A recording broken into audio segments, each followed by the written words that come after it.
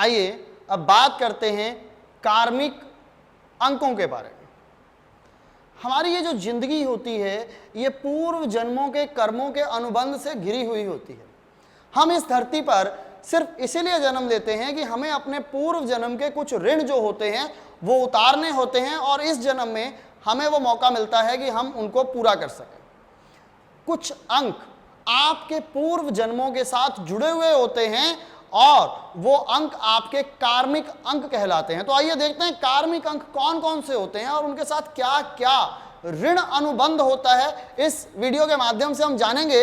हमारे पास जो ये नंबर हैं 13, 14, 16, 19, 11 और 22, ये अंक कार्मिक अंक कहे जाते हैं और यहां पर आपके साथ कुछ जिम्मेवारियां साथ में लगाई गई हैं परमात्मा की तरफ से, जो आप अपने पिछले जन्मों से साथ लेकर आए हैं। पिछले जन्मों में आपने उनको पूरा नहीं किया है और इस जन्म में आपको वो पूरा करना पड़ेगा, अदरवाइज आप अपने पूर्व ऋण अनुबंध से, पूर्व कार्मिक ऋण अनुबंध से मुक्त नहीं हो पाएंगे। तो चलिए 13 नंबर के बारे में बात करते हैं। 13 नंबर कहता है कि पिछले जन्म के अंदर बहुत सारी जिम्मेवारियां आपने अधूरी छोड़ दी हैं।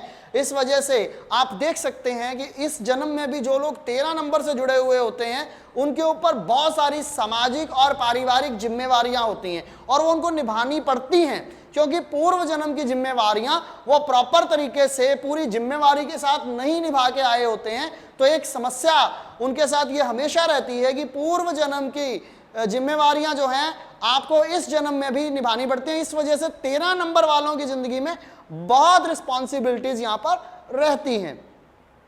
नंबर 14 की बात करते हैं। 14 नंबर एक ऐसा नंबर जिसका टोटल आता है 5।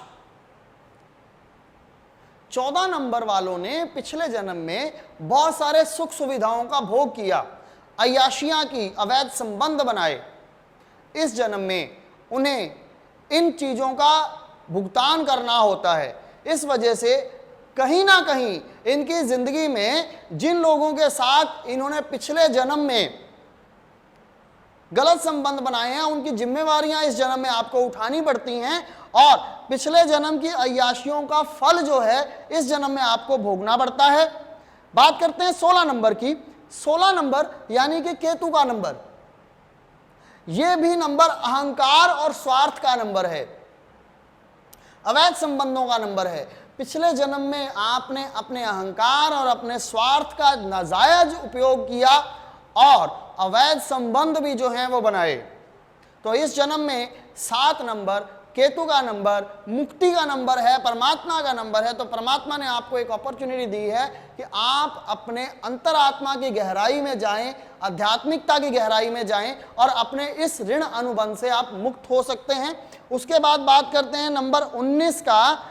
19 परमात्मा का, मैंने आपको एक कंसेप्ट पिछले सेशंस में भी करवाया है कि 19 नंबर को स्वर्ग का शहजादा कहा जाता है। ये एक बड़ा भाग्यशाली अंक है, लेकिन 19 नंबर कहीं ना कहीं कार्मिक अनुबंध से भी जुड़ा हुआ है।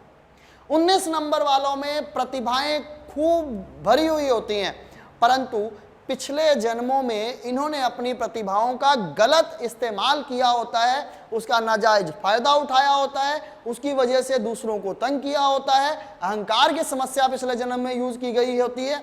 तो इस जन्म में आपको वो प्रतिभा तो वापस मिल जाएगी, लेकिन उस प्रतिभा की वजह से आपको नुकसान उठाना पड़ सकता है। वो प्रतिभा आपके लिए किसी भी माध्यम से आपके लिए प्रॉब्लम क्रिएट कर सकती है। हो सकता है एक बहुत बड़े सुपरस्टार हों लेकिन आपके दुश्मन बहुत ज़्यादा हो जाएं।